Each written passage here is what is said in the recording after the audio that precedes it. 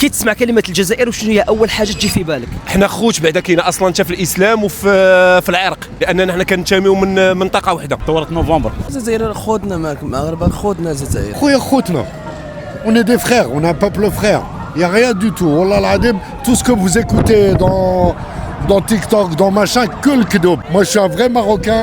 Et regarde, demain je suis au match pour encourager l'Algérie. خوت حنا خوت اصلا حنا مسلمين صرفها المساله اننا مسلمين حنا كلنا نعرف يعني كتجمعنا لا اله الا الله محمد رسول الله. كنعرف بزاف هاد الجزائريين في المغرب كان الدراري قريت معاهم تبارك الله ما شاء الله الله عمر هدر صراحه. الجزائريين كلهم خوتي خوتنا هما الاولين قبل الاخرين. الجزائر دابور عاد لو غيست. الجزائر حنا خوا دين واحد محمد واحد الله واحد كل شيء. مرحبا بكم عندنا مرحبا على الراس والعين. عليك بالله خوتنا معايا انا نجي في الايطالي انا كنعيش في الايطالي نحلفك بالله الى معكم مرحبا بكم هذه بلادكم الثانيه. الرجوله عشراني في الغربه الناس ما شاء الله خاوه وما تنسمعوش شي حاجه اللي ما كايناش ما تنبغيوش نسمعوها.